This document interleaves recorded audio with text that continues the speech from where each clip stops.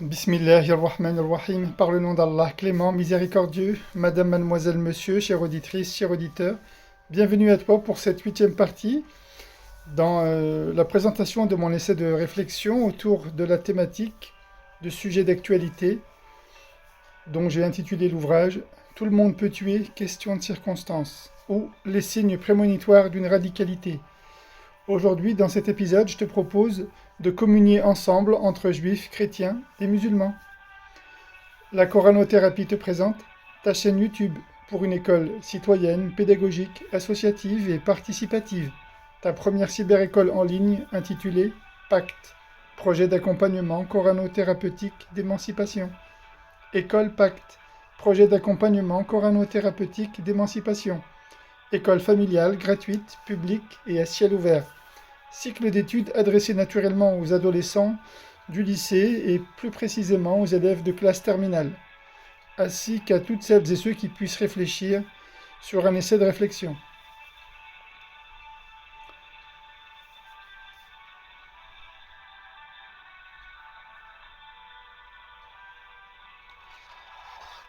Chapitre suivant.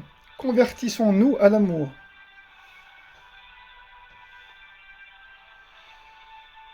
Unissons-nous pour un plus jamais ça.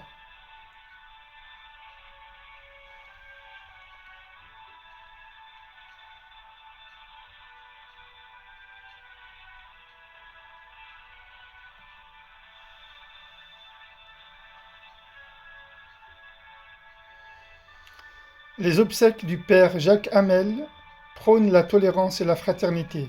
Puisse-t-il reposer en paix. Va-t'en, Satan, va-t'en, Satan.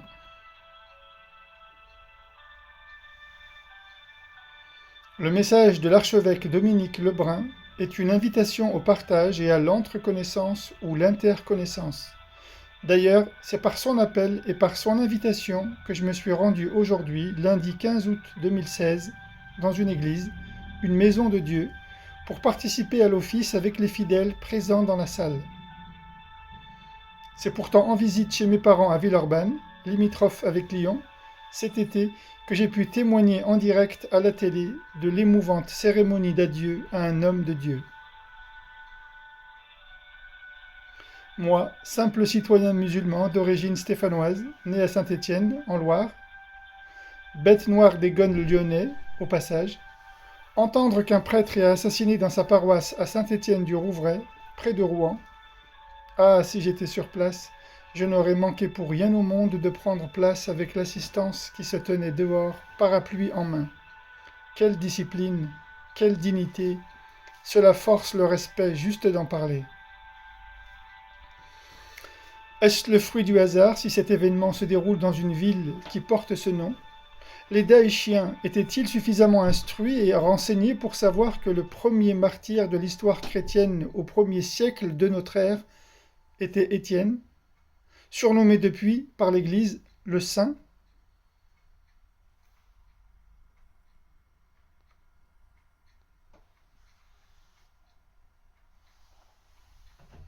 En communion, je me suis senti entouré de mes frères et sœurs chrétiens et catholiques dans la paroisse Sainte-Bathilde chez moi à Chelles, en Seine-et-Marne. La cérémonie religieuse autour du thème de l'ascension de Jésus, le Messie, fils de Marie, à laquelle croient également tous les musulmans à travers le monde, était bien entendu portée sur la miséricorde. Un discours sensible et émouvant, centré autour de la paix pour la mère patrie, la France, et du devoir de ne pas se diviser entre nous. Je pouvais distinctement lire sur le fronton de l'enceinte à l'intérieur de la salle 2 grandes banderoles sur lesquelles était inscrit « Miséricorde » et « Partout où se trouve la haine, se mésit l'amour » ou à quelque chose près. Je me trouvais là, ici dans un petit coin de l'immense salle qui était bondée de monde. Des centaines de femmes, d'hommes et d'enfants, et même quelques handicapés étaient présents ce jour-là pour communier la paix du Christ à l'humanité. Tous les yeux rivés vers l'homme de Dieu et ses assistants dans une ambiance bon enfant et de recueillement. Debout j'étais au bord de la paroisse, mais pas isolé. D'autres croyants se tenaient également debout avec moi, car il n'y avait plus de chaises vides. Les fidèles semblaient connaître par cœur leurs incantations qu'ils répétaient avec le prêtre sans jamais le devancer. Cela me donnait l'impression d'entendre une symphonie de voix humaines menée par un grand maître d'orchestre, sans aucune fausse note. Tout le monde tenait sa place à merveille. Personne ne circulait entre les rangs de chaises bien ordonnées. Mais les quelques bébés installés dans les poussettes et qui pleuraient ici et là dans la grande salle étaient encadrés de leur papa. Leurs pleurs étaient étouffés par les prières de l'assemblée de fidèles ainsi que l'harmonie qui planait au-dessus de nous. Digne je me sentais d'être ici et pas ailleurs. Il était environ 11h45 quand je me présente dans le giron de la paroisse. 2 soldats de l'opération Sentinelle étaient postés à l'entrée pour assurer la surveillance. L'un d'entre eux était posté sur la voie publique, tandis que le second se tenait devant l'enceinte sacrée, FAMAS au poing et gilet pare-balles. J'arrivais donc un peu avant que les cloches de midi ne sonnent. Une pensée me traversa furtivement l'esprit en arrivant à leur hauteur et en les croisant au passage. Je ne pouvais pas m'empêcher de me revoir 20 ans plus tôt, quand, en 1996, je montais à Paris pour accomplir à mon tour des missions de Vigipirate dans les métros de la capitale pour le compte de mon régiment, le 9-9. Le 99e régiment d'infanterie basé à Satoné-Camp, sur les hauteurs de Lyon, près de Rieux-la-Pape. Incorporé en juin 1995, je quittais les rangs en mars de l'année suivante. J'avais obtenu le grade de caporal que j'avais réussi à passer lors de mon examen au PEG, peloton d'élèves gradés. Que de souvenirs tout ça. Marcher, dormir dehors au cœur des bois, creuser dans la boue, la pluie et la neige des abris de fortune, marcher des kilomètres, avaler la poussière, vivre avec une ration de combat composée de quelques biscuits secs, des conserves et du café. Apprendre à obéir sans jamais défier l'autorité, apprendre à penser en silence et à ne pas discuter un ordre. Apprendre enfin à ne pas se plaindre et surtout pas à ses subordonnés, mais seulement à sa hiérarchie. Je revenais à peine d'un pays lointain, l'Arabie pour ne pas la nommer, où j'avais fait mes études coraniques après mon bac, et me voilà déjà engagé à servir pendant 10 mois pleins et entiers sous les drapeaux. Comme il est de coutume dans l'armée, j'étais reçu le premier jour en civil par le capitaine de ma compagnie, la CCL, la compagnie de commandement et de logistique, qui me souhaitait d'abord la bienvenue et m'interrogeait ensuite pour mieux apprendre à me connaître et savoir si je souffrais de quelques allergies ou autres amabilités. Il me questionna toutes sortes de questions. Statut civil, avec ou sans enfant, diplôme, compétences professionnelles, confession, pratiquant ou non, les raisons de ma présence au régiment, etc. Le lendemain, quand il a appris lors de notre entretien de passage que je pratiquais ma religion et que je ne consommais pas de viande de porc, il me fit convoquer à son bureau. J'ignorais encore le motif, mais la veille, il m'avait fait grande impression par son gabarit, son colt qu'il portait à la ceinture et son charisme. Il me faisait rappeler l'acteur John Wayne dans les films de western, sauf que celui-ci ne jouait pas un rôle. Il était vrai et en nature. Il parlait peu, mais il parlait fort. Il parlait franc et sans filtre, et cela réclamait toute mon attention. Ce que j'y ai appris, outre à gérer seul des situations où les circonstances ne vous laissent aucune autre alternative, j'y ai appris la camaraderie. Tout simplement.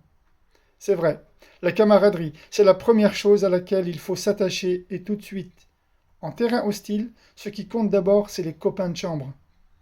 Et tu ne les choisis pas. Ils te sont imposés et toi tu dois composer avec bon gré mal gré. Nous étions 4 à 6 par chambre.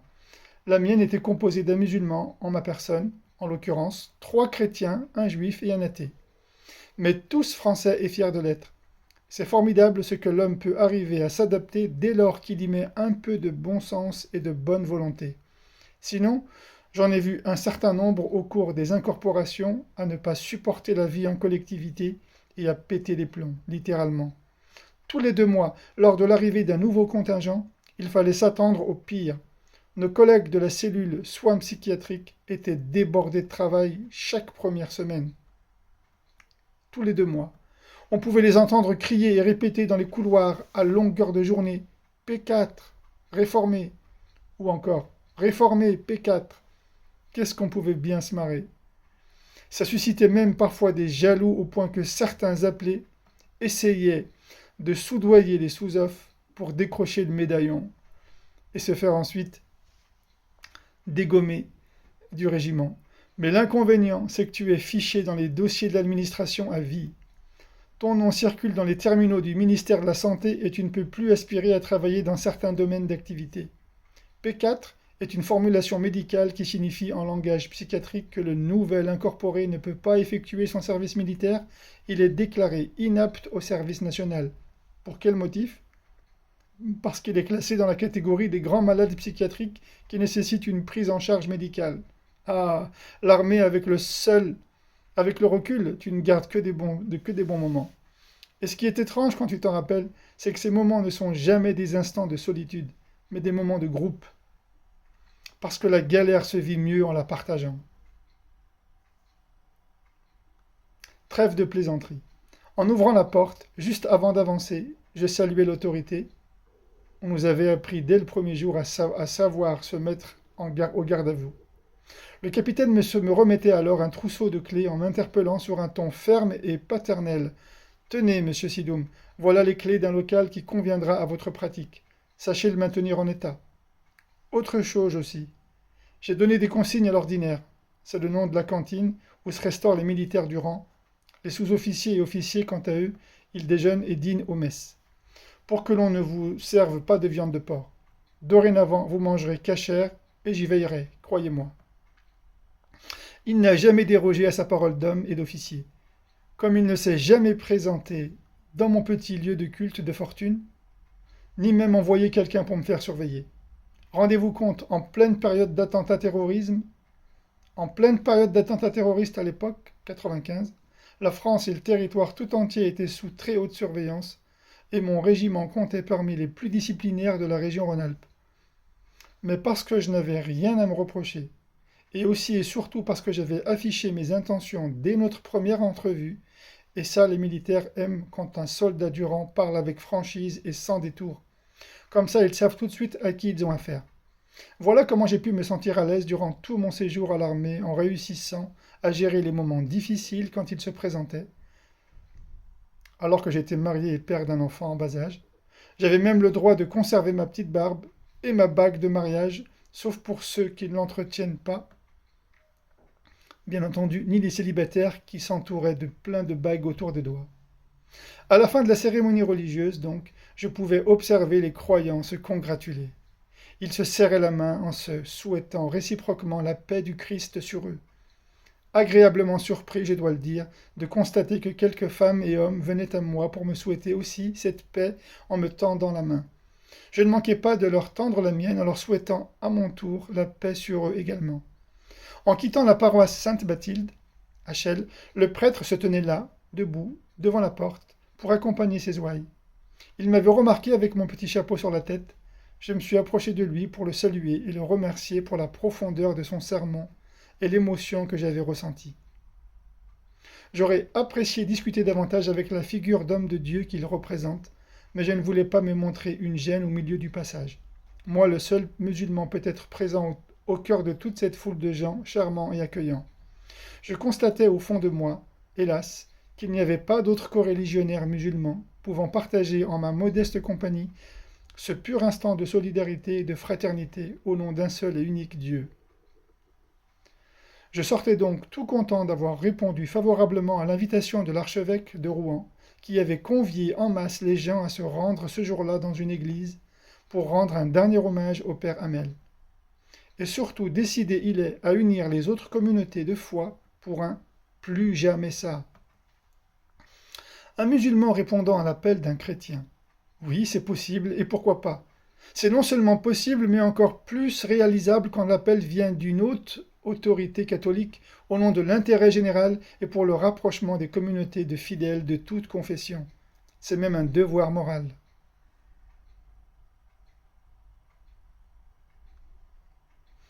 À la mosquée, on prêche par les mots qu'il faut aimer la France, et c'est bien, mais l'aimer par les actes, c'est encore mieux. Je te remercie pour ton écoute. Je te prie de diffuser, de commenter, de partager, éventuellement de t'abonner. et je te dis à très bientôt pour un nouvel épisode. Et une nouvelle partie du modeste ouvrage dont je te présentais la lecture.